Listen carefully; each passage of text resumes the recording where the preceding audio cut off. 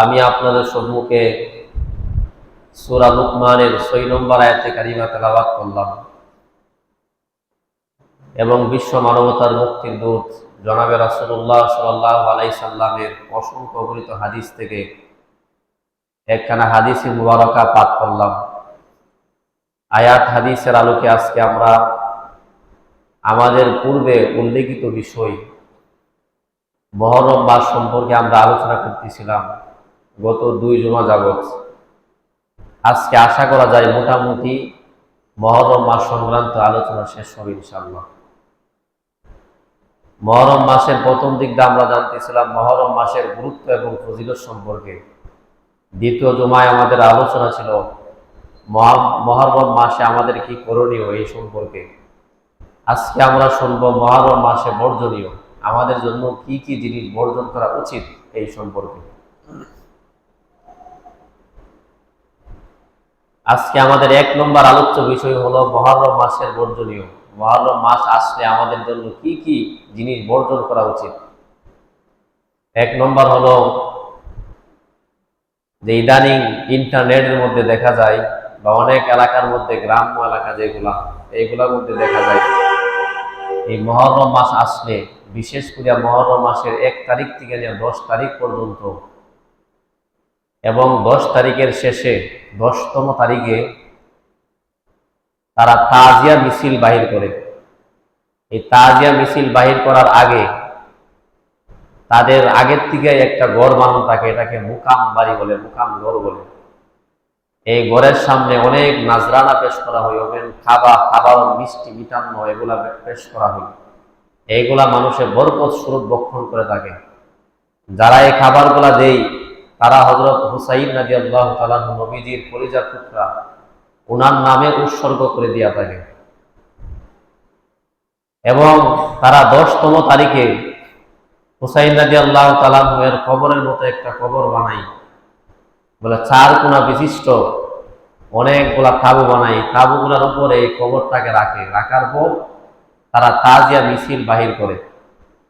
বলে এই তাজিয়া মিছিল বাহির করার সময় তাজিয়া মিছিল বাহির করে এবং এই যে মুকাম গড়, যে গড়ের সামনে যে নজরানা পেশ করা হয়, খাবারগুলো রাখা হয়, এইগুলা মুসলমান হিসাবে আমার আপনার জন্য খাওয়া হারাম।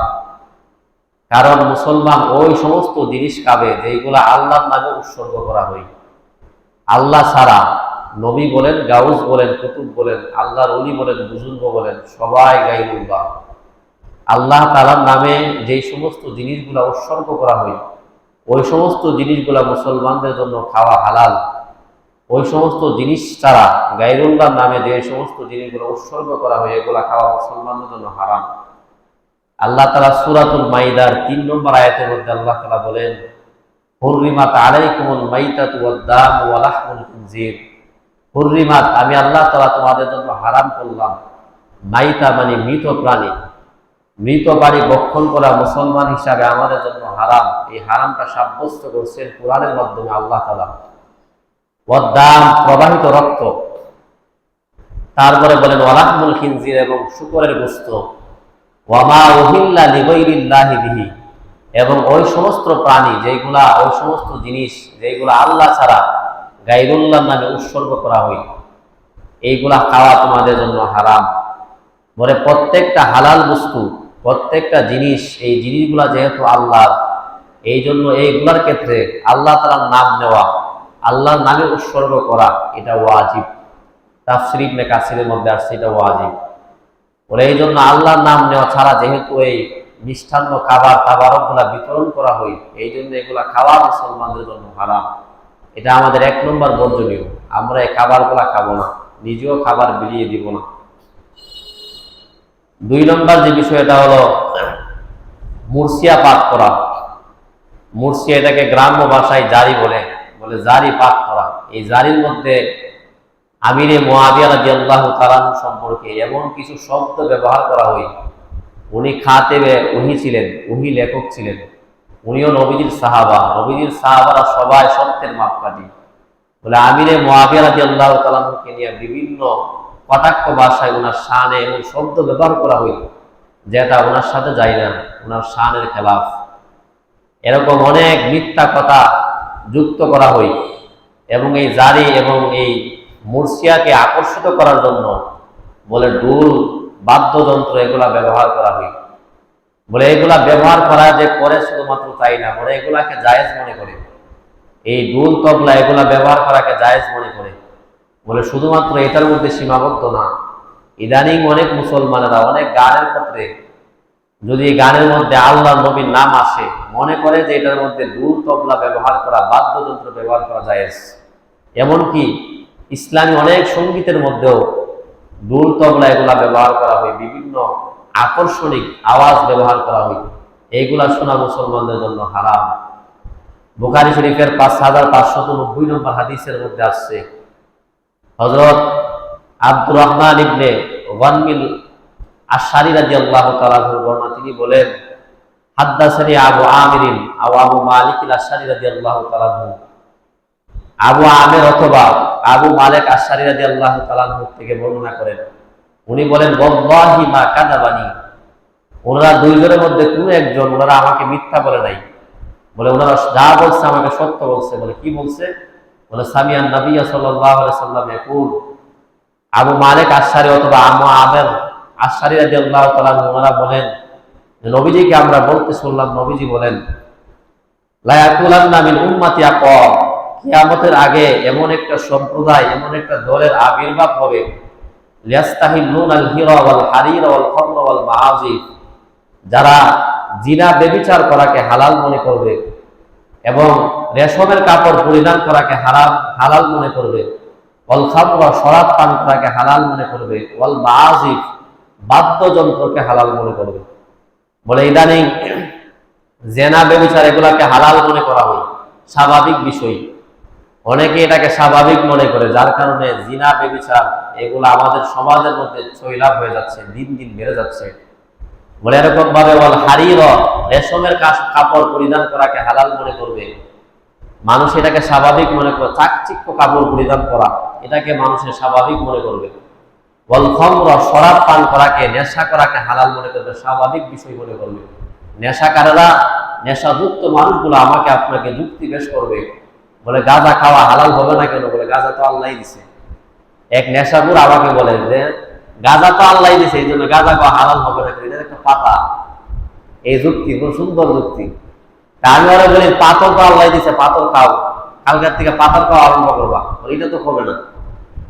এই জন্য আল্লাহ যে জিনিসগুলা দিছে এগুলো সবগুলা খাইতে হবে। এই যে কুকুর এগুলা তো আল্লাহ দান করছে, এগুলা খাও। শুয়োর এগুলা খাও, এগুলো তো আল্লাহ দিছে।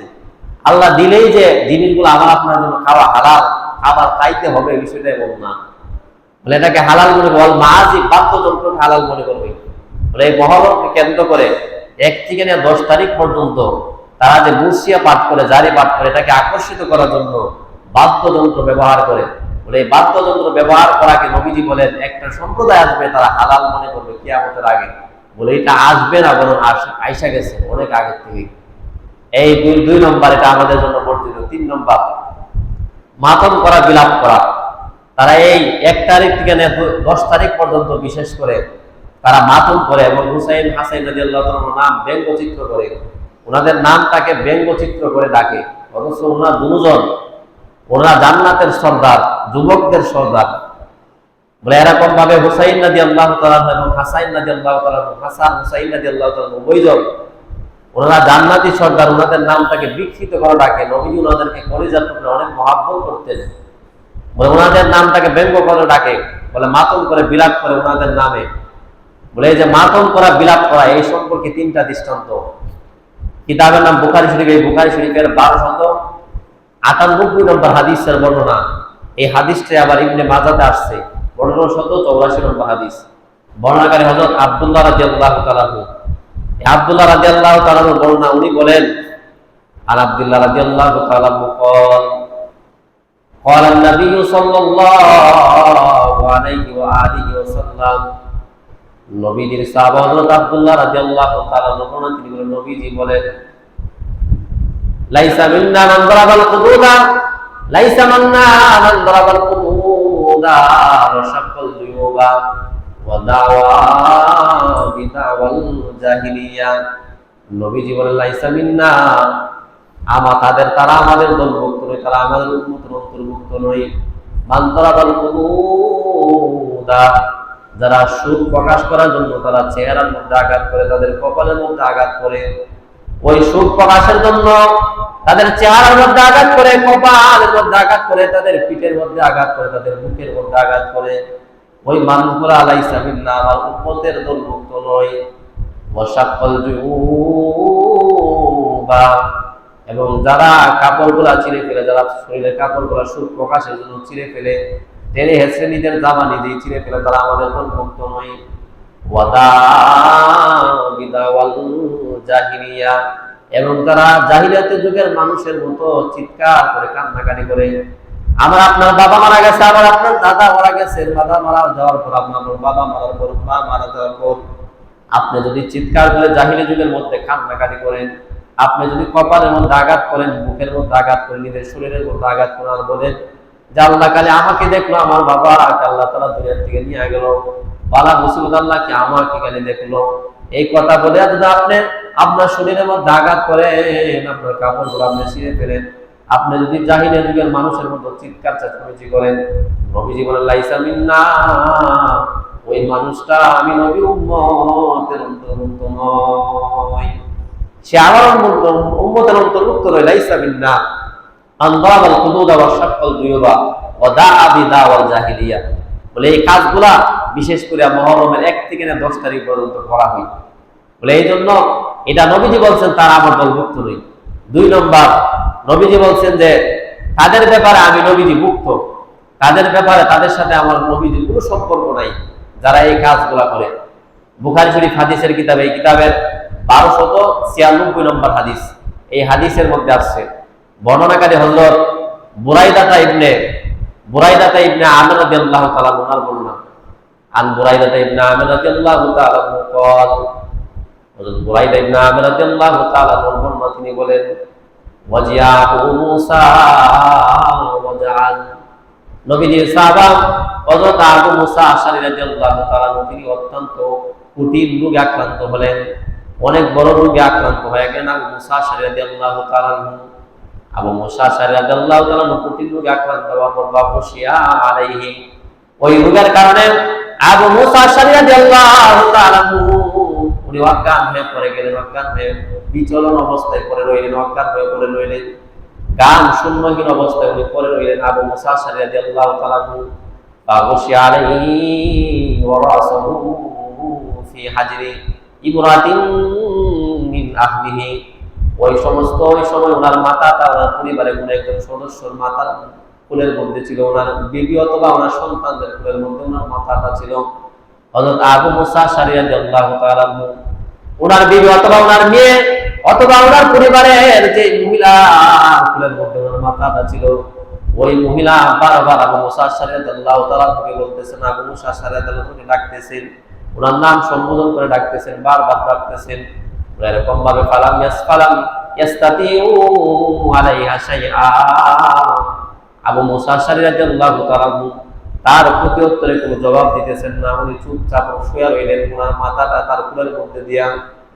হযরত আবু মুসা আশআরী রাদিয়াল্লাহু তাআলা ফালাম্মা ফাকা, কিছুক্ষণ পর আবু মুসা আশআরী রাদিয়াল্লাহু তাআলা জ্ঞান যখন ফিরে আসলো, উনি যখন এরকম ভাবে হুশের মধ্যে ফিরে আসলেন, হুশে ফিরে আসার পর উনি বললেন, আল্লাহ কবি সাহাবা আবু মুসা আশআরী রাদিয়াল্লাহু তাআলা ফালাম্মা ফাকা ক্বালা আনা বারিউম মিম্মান বারিয়া মিনহু রাসূলুল্লাহ সাল্লাল্লাহু আলাইহি ওয়াসাল্লাম। ওনার ওই মহিলাকে সম্বোধন করে ওনার বাড়ির সদস্যদেরকে, ওনার বাড়ির আহলিয়াকে সম্বোধন করে উনি বললেন যে শুনে রাখো, জনাবে রাসূলুল্লাহ সাল্লাল্লাহু আলাইহি ওয়াসাল্লামকে এত মহব্বত করে আমি আবু মালিক আল আশআরী, নবীজি যাদের তাকে সম্পর্ক চিহ্ন করছেন, আমি আবু মুসা আশআরীও আজকে ঘোষণা করলাম তাদের থেকে আমি সম্পর্ক চিহ্ন করলাম।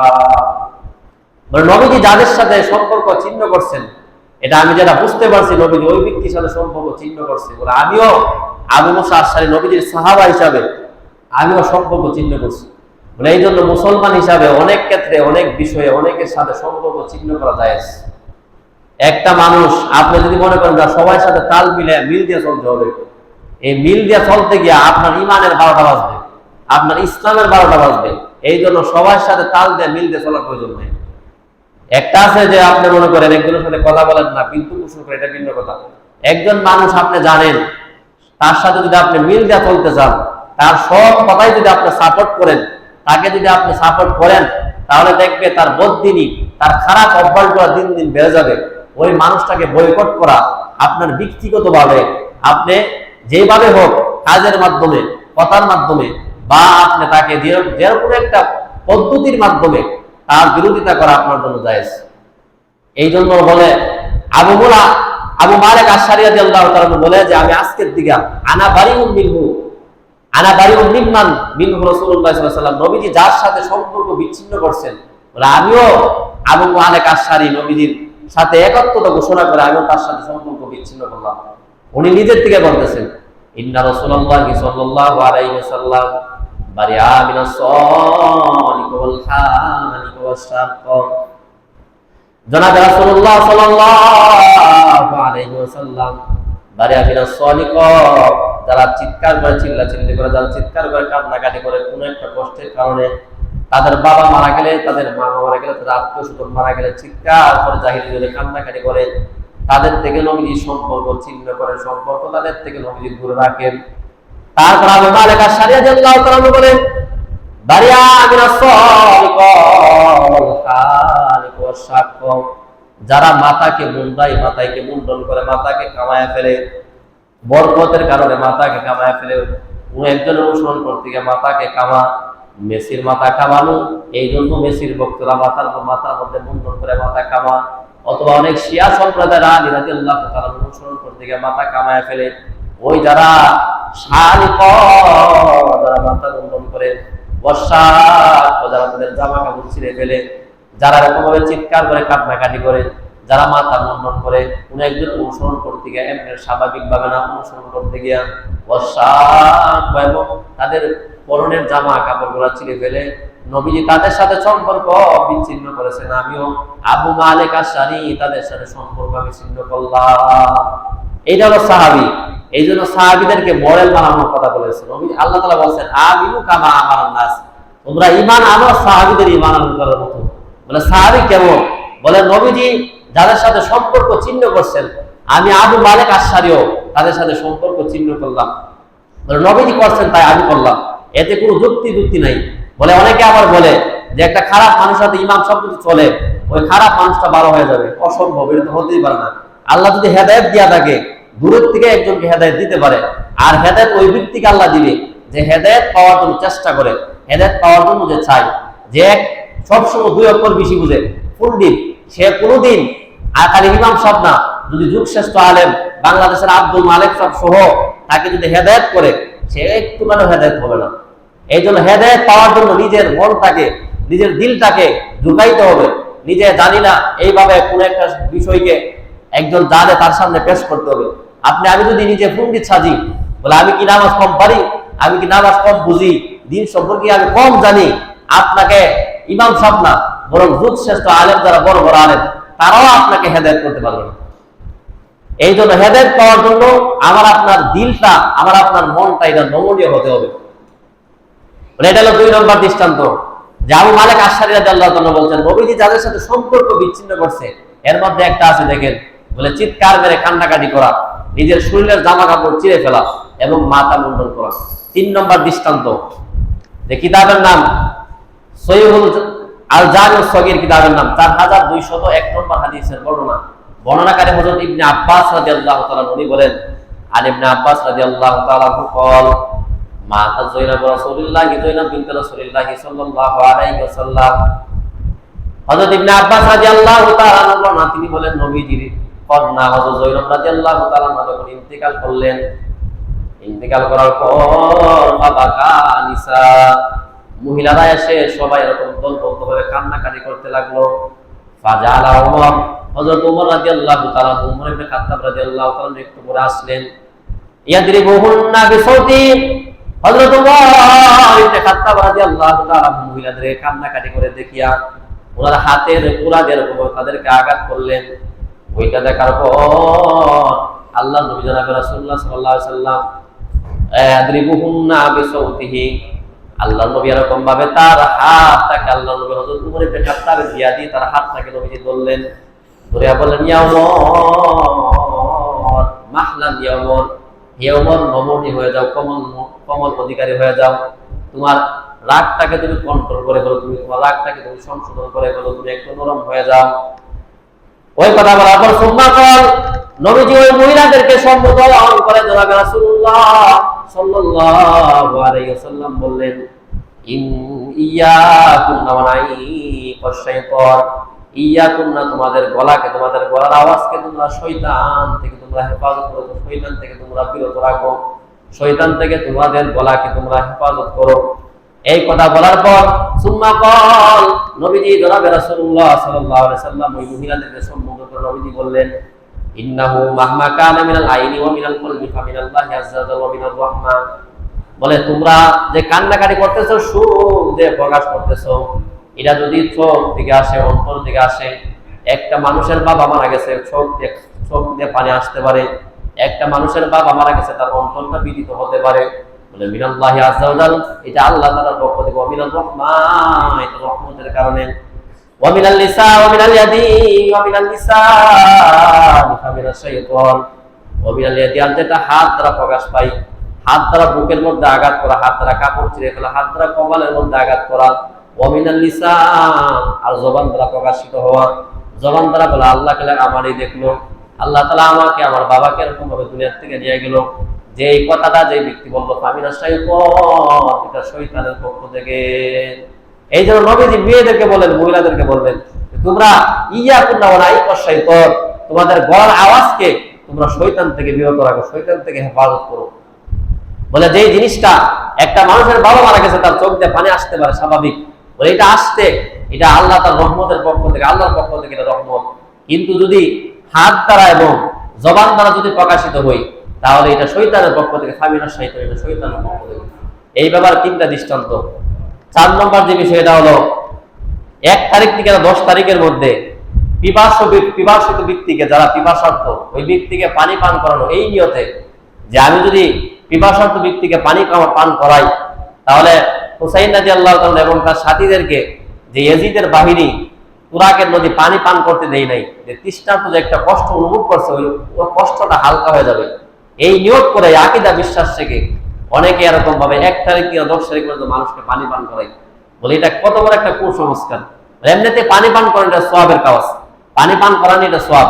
তিরমিজি শরীফের 2449 নম্বর হাদিসের বর্ণনাকারী হযরত আবু সাঈদ খুদরি রাদিয়াল্লাহু তাআলা আনহু, আর আবু সাঈদ খুদরি রাদিয়াল্লাহু তাআলা قال قال رسول الله صلى الله عليه واله وسلم, নবীজির সাহাবা আবু সাঈদ খুদরি রাদিয়াল্লাহু তাআলা আনহু তিনি বলেন, নবীজি বলেন, আল্লাহর নবী বলেন, আইয়ুমা মুমিনিন আতামা মুমিনা, একজন মুমিন যখন কোন একজন ক্ষুধার্ত মুমিনকে খাবার খাওয়ায়, আলা জুইন, প্রচন্ড ক্ষুধার্ত থাকার সময় একটা মুমিনকে যদি, একটা ক্ষুধার্ত মুমিনকে একজন মুসলমান যদি খাবার খাওয়ায়, আতাওয়াল্লাহু ইয়াওমাল কিয়ামাতি মিন সিমারিল জান্নাহ, আল্লাহ তাআলা ওই ইমানদার ব্যক্তিরাকে কিয়ামতের দিন জান্নাতের ফল দিয়ে তাকে আল্লাহ তাআলা আহার করাবেন, খাবার খাওয়াইবেন।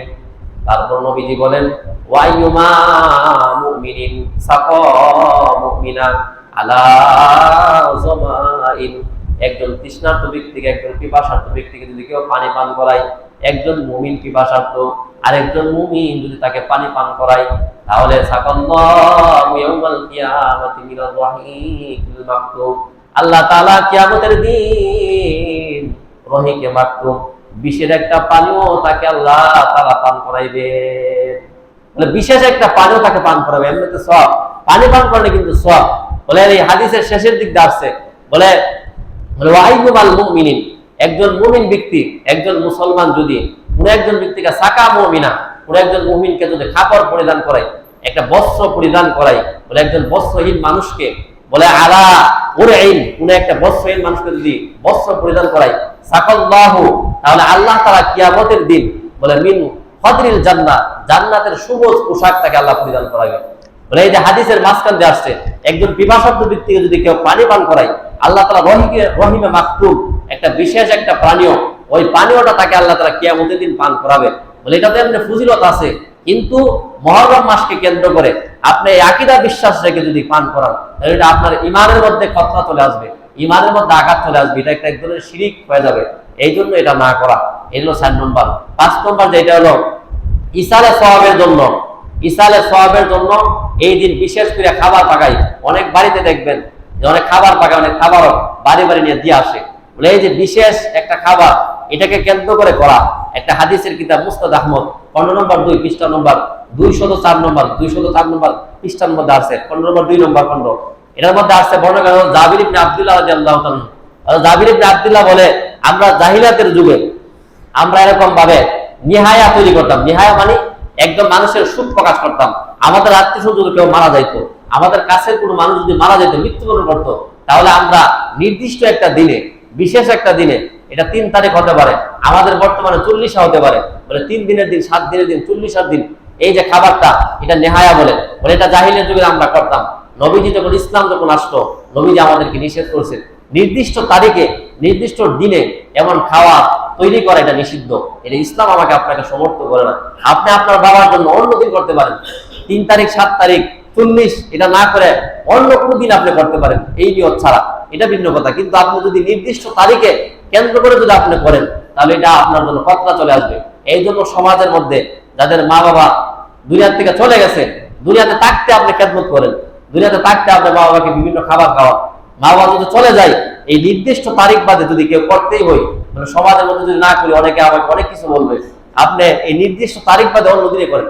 এই যে 3 দিন, 40 দিন, 40 এরকম না করে অন্য কোনো দিন করবে, তাহলে কোনো সমস্যা হবে না। এটাকে নেহায়া বলে। অর্থাৎ জাবির ইবনে আব্দুল্লাহ বলে জাহিলিয়াতের যুগে আমরা এই নেহায়া করতাম সুখ প্রকাশের জন্য। ইসলাম আসার পর নবী আমাদেরকে নিষেধ করছেন। এই যে ইসালে সওয়াবের উদ্দেশ্যে এই খাবারের ইন্তজাম করা, এটা নিষিদ্ধ। 6 নম্বর যে বিষয়টা হলো ছোট ছোট বাচ্চা যারা শিশু নাবালেগ বাচ্চাদেরকে এরকম ভাবে তাদেরকে খালি পায়ে রাস্তার মধ্যে নামিয়ে দেওয়া হয় এই আশায় যে তাদের আয়ু বাড়বে, হায়াত বাড়বে, এই বিশ্বাস রেখে শিয়া সম্প্রদায়রা ইরান, ইরাক এই দেশগুলোর মধ্যে, আমাদের বাংলাদেশে এগুলো অনেক জায়গার মধ্যে এগুলো করে, বলে এগুলা করা এটা একটা কুসংস্কার। এগুলার থেকে নিজেদেরকে বিরত রাখা। 7 নম্বর যে দুধ তবলা, এগুলার থেকে নিজেদেরকে বিরত রাখা। আল্লাহ তাআলা সূরাতুল লুকমানের 6 নম্বর আয়াতের মধ্যে আল্লাহ বলেন ওয়ামিনান নাসি মাইয়াশতারি লাহওয়াল হাদিস। ওয়ামিনান নাসি মানুষের মধ্য থেকে কে হতো লাহওয়াল হাদিস। লাহওয়াল হাদিস দ্বারা হলো অসার বাক্য। অসার বাক্য তারা কই করে? অসার বাক্য অনেক ব্যাখ্যা। তাফসীর ইবনে কাসিরের মধ্যে আল্লাহ মুহাম্মদ ইবনে কাসির রাহমাতুল্লাহ লেখে অসার বাক্য দ্বারা উদ্দেশ্য হলো আপনার এলাকার মধ্যে আপনি গায়িকা আনছেন, আনার পরে আপনি গান শোনার জন্য গায়িকা আনছেন, এটা অসার বাক্য আপনি কই করছেন, আপনি অসার বাক্যের অন্তর্ভুক্ত। বলে আবার আপনি এলাকার মধ্যে এরকম ভাবে আপনি নিজে গান গাইছেন, এটাও অন্তর্ভুক্ত। আবার বাদ্যযন্ত্র আনছেন, ঢোল, তবলা, এগুলো হারমোনিয়াম, এগুলো আনছেন আপনি এলাকার মধ্যে, বলে এগুলাও আপনি অসার বাক্য কই করছেন। বলে ওয়ামিনান নাসি মাইয়াশতারি লাহওয়াল হাদিসি লিউদিল্লা আন সাবিলিল্লাহ, লিউদিল্লা আন সাবিলিল্লাহি বিগাইরি ইলম। অজ্ঞতা বশত তারা আল্লাহ তাআলা পথ থেকে বিচ্যুত হয়ে যায়। বলে শুধুমাত্র বিচ্যুত হইলে এরকম না, বলে ইদানিং দেখবেন যারা জারি করে, মহরম করে, যারা মুহররম মাস পালন করে, যারা করে না তাদেরকে এজিদি মুসলমান বলে। আমরা যারা করি না আমাদেরকে ইদিদি মুসলমান বলে, তারা ঠাট্টা করে। আল্লাহ বলেন, আল্লাহ তাআলা বলেন ওয়াত্তাকি যারা হুজুয়া, তারা আল্লাহ তাআলা প্রদত্ত পথকে তারা নিয়ে আসে হাস তামাশা করে, মশকরা করে। যারা সত্যিকার অর্থে ইসলামের উপর অবিচল আছেন, যারা ইসলামের উপর আছেন, কুরআন সুন্নাহ মোতাবেক চলেন, পালন করেন, তাদেরকে হাস তামাশা করে, ঠাট্টা করে। বলে এটা তারা নিজেরা তো করেই না, আল্লাহর পথ থেকে তারা বিচ্ছুত, ইদুল্লু পথভ্রষ্ট। এই পথভ্রষ্ট হওয়ার পরেও যারা আল্লাহর পথে চলে তাদেরকে না ঠাট্টা মশকরা করে। আল্লাহ তাআলা বলেন উলাইকা লাহুম আযাবুম মুহিন, তাদের জন্য রয়েছে অপমানজনক শাস্তির ব্যবস্থা, মানে জাহান্নাম। ওই সমস্ত লোকদের জন্য। দৃষ্টান্ত নম্বর 1 এটা হলো যে বাদ্যযন্ত্র, এগুলা সম্পর্কে এর 2টা আওয়াজ, এটা লাঞ্ছনাদায়ক। আসিলসিলাতুস সহিহ হাদিসের কিতাব, এই কিতাবের 427 নম্বর হাদিসের বর্ণনা। আনাস ইবনে মালিক রাদিয়াল্লাহু তাআলা তিনি বলেন সাউতানে মালউনা, 2টা আওয়াজ এটা অভিশপ্ত। 1 নম্বর হলো সাউতুল মাজমারিন ইনদা নিয়ামা, বলে নিয়ামতের সময়, ভালো একটা খুশির সময়, ভালো একটা আনন্দের সময় ঢোল তবলা বাজানো। আপনার সন্তান হয়েছে, আপনি বাড়ির মধ্যে বক্স বাজাইছেন, আপনার বিবাহ অনুষ্ঠান হয়েছে, আপনি বাড়ির মধ্যে বক্স বাজাতে নাচানাচি করছেন, বলে এটা যে করছেন এই যে ঢোল তবলা গান এগুলোর মাধ্যমে আপনি খুশি প্রকাশ করছেন যে আওয়াজটা দিয়া, এই আওয়াজটা এটা মালউনা, অভিশপ্ত আওয়াজ। তারপরে বলেন ওয়াসাউতু ওয়াইলিন ইনদাল মুসিবা, এবং মুসিবতের সময়, বিপদের সময় ধ্বংসের আওয়াজ দেওয়া, হাইহুতাশ করা, এটা এই আওয়াজটা এটা অভিশপ্ত আওয়াজ। এটার থেকে নিজেদেরকে বিরত রাখা। এই 7টা হলো বর্জনীয়। 8 নম্বর যে বিষয়টা হলো আজকে আলোচনা, 2 নম্বর যে বিষয়টা হলো যে কেউ যদি মারা যায়, কোন একজন ব্যক্তি মারা গেছে, আমাদের জন্য করণীয় কি? আল্লাহ তাআলা সূরাতুল বাকারার 154 নম্বর আয়াত থেকে 56 নম্বর আয়াতের মধ্যে আল্লাহ বলছেন যে তাদের জন্য কেউ যদি মারা যায়, যে হুসাইন রাদিয়াল্লাহু তাআলা মারা গেছেন, এটা আমাদের জন্য কষ্টের, কারণ উনি নবীজির নাতি ছিলেন, উনি আমাদেরও মহব্বতের, নবীজি যেহেতু মহব্বতের ছিলেন, উনি আমাদের জন্য অবশ্যই মহব্বতের ছিলেন। বলে উনি যে মারা গেছেন, ওই যে আমাদের জন্য একটা কষ্টের একটা বিষয়, একটা মুসিবত। বলে এই যে ওনার সম্পর্কে আল্লাহ তাআলা বলছেন কোরআন শরীফের আয়াত, আল্লাহ তাআলা বলেন ওয়ালা তাকুলু লিমান ইয়ুকতালু ফি সাবিলিল্লাহি আমওয়াত, যারা আল্লাহর রাস্তায় জিহাদ করে শাহাদাত বরণ করে, তিনি অবশ্যই শাহাদাত বরণ করেছেন, উনি জিহাদের ময়দানে অংশগ্রহণ করেছিলেন হুসাইন রাদিয়াল্লাহু তাআলা। বলে এই যে উনি শাহাদাত বরণ করছেন, উনি যুদ্ধের ময়দানে উনি নিজের জীবনকে আল্লাহর রাহে বিলিয়ে দিয়েছেন। বলে ওনাকে তোমরা মৃত বলো না, বাল আহইয়া, বরং উনি জীবিত, ওয়ালাকিন লা তাশউরুন, বরং তোমরা তা অনুধাবন করতে পারো না।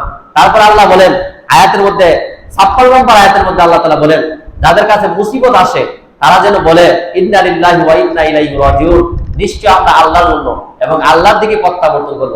এই দোয়াটা বেশি বেশি পড়া। আল্লাহ তাআলা আমাদেরকে তৌফিক দান করুন। শেষের যে একটা কথা, এটা হলো হযরত নবীজির যায়েদ ইবনে হারেসার সন্তান হযরত উসামা রাদিয়াল্লাহু তাআলা বর্ণনা, কিতাবের নাম বুখারী শরীফ, বুখারী শরীফের 1284 নম্বর হাদিস।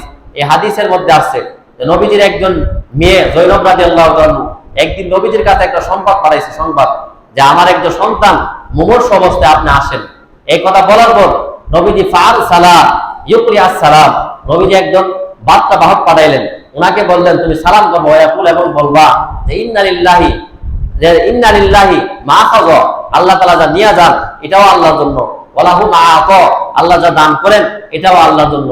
বলে ওয়াকুল্লুন ইনদাহু বি আজালিন মুসাম্মা, প্রত্যেকটা জিনিসের একটা নির্দিষ্ট সময় আল্লাহ তাআলার নিকট আছে। তোমার সন্তানের যতটুকু হায়াত আছে অতটুকু তোমার সন্তানটা আমাদের মধ্যে থাকছে, আসবে, থাকবে, আর যখন হায়াত থাকবে না এটা নিয়ে যাবে, এই জন্য ঘাবড়ানোর কোনো কিছু নাই। বলে ফাল তাসবির, তুমি ধৈর্য ধারণ করো, বল তাহতাসিব, এবং সওয়াবের আশা রাখো। এটা বার্তা বাহকের মাধ্যমে নবীজি উনার মেয়েকে এই সংবাদ পৌঁছে দিয়েছেন। বলে হাইকোদাস করার প্রয়োজন নাই। আমরা আপনার যদি কোনো একটা মুসিবত আসে হাইকোদাস না করা, বরং ধৈর্য ধারণ করা। আল্লাহ তাআলা আমাদেরকে সবাইকে, আমাদের আত্মীয় সহ হুসাইন রাদিয়াল্লাহু তাআলা অবশ্যই আমাদের মহব্বতের, ওনাকে সহ আমাদের ধৈর্য ধারণ করা আল্লাহ তৌফিক দান করুন। এবং এই দোয়াটা পড়ার আরেকটা দোয়া আছে, আল্লাহুম্মা আজিরনি ফি মুসিবাতি ওয়াখলিফনি খায়রাম মিনহা। এই দোয়াটা পড়া, এই দোয়াটা যদি আপনি পড়ি, আমার আপনার একটা মুসিবত আসছে, আপনি এই দোয়াটা পড়ছেন, আল্লাহুম্মা আজিরনি ফি মুসিবাতি ওয়াখলিফনি খায়রাম মিনহা, আল্লাহ তাআলা এই মুসিবত দূর করে এর থেকে উত্তম জিনিস আল্লাহ তাআলা আমাকে আপনাকে দান করবেন, যদি এই দোয়াটা আপনি পড়তে পারি। লাস্টের যে কথা, এটা হলো যে বিলাপ, যে কান্নাকাটি, যে বিষয় হুসাইন রাদিয়াল্লাহু তাআলা নিয়ে যে মাতম করা হয়, এই মাতমের ইতিহাস সংক্ষিপ্ত আকারে একটু বলি। যে মাতমের ইতিহাস, হুসাইন রাদিয়াল্লাহু তাআলা শাহাদাত বরণ করা 300 বছর পর, 300 বছর পর পর্যন্ত পৃথিবীর ইতিহাসে কোথাও কোনো জায়গায়, মক্কা মদিনা বাদে, এমনিতে স্বাভাবিক পৃথিবীর কোনো মুসলমান এই মাতমের কথা, এই হাই হুতাশ, এই মিছিল মিটিং এগুলা করে নাই। বলে 300 বছর পর 352 হিজরিতে ইরাকের বাগদাদ একটা শহর, এই বাগদাদ শহরে মইজুদ্দৌলা আদ-দাইলামি নামক একজন শিয়া, কট্টরপন্থী শিয়া, আলী রাদিয়াল্লাহু তাআলার অনুসারী দাবিদার, সে প্রথম পৃথিবীর বুকে এটা আবিষ্কার করেন। বলে 563 হিজরিতে, এর 11 বছর পরে মিশরের মধ্যে একজন আল মওজুদ দি লিলিল্লাহ ফাতিমি, উনি আবিষ্কার করেন মিশরের মধ্যে। এমনিতে আস্তে আস্তে পুরো দুনিয়াতে, আজকে আমাদের বাংলাদেশে এটা আছে, বলে এটা আস্তে আস্তে পুরো দুনিয়াতে সয়লাভ করছে। ইতিহাসের কিতাব আল বিদায় নেহার মধ্যে 15 নম্বর খণ্ড 261 নম্বর পৃষ্ঠার মধ্যে এটা সুন্দরভাবে লেখা আছে, বাংলা পাওয়া যায় আল বিদায় নেহার, যারা পারেন পড়তে পারেন। বলে এই যে পৃথিবীর মধ্যে এই জিনিসগুলো আবিষ্কার হয়ে গেল, চালু হয়ে গেল, এটা একটা নতুনত্ব, একটা বেদাত। বলে একটা মানুষের মৃত্যু 300 বছর পরে যে জিনিসটা আবিষ্কার হয়ে যায়, বলে এই জিনিসটা অবশ্যই বিদাত। আর অবশ্যই যে জিনিসটা বিদাত, কুল্লু বিদাতিন দালালা ওয়া কুল্লু দালালাতিন ফিন্নার, যে প্রত্যেক নতুনত্ব এটা একটা গুমরাহি, আর প্রত্যেক গুমরাহির ঠিকানা জাহান্নাম। আল্লাহ তাআলা আমাদের সবাইকে, আমাদের দেশ সহ পুরা মুসলিম মিল্লাতকে আল্লাহ তাআলা এই বেদাত নামক কুসংস্কার থেকে, এবং এই বেদাত সহ আরো সমাজের মধ্যে যে সমস্ত বেদাতগুলো চালু আছে, এই বেদাতগুলো থেকে আমাদের ঈমান আমলকে আল্লাহ তাআলা হেফাজত করুন।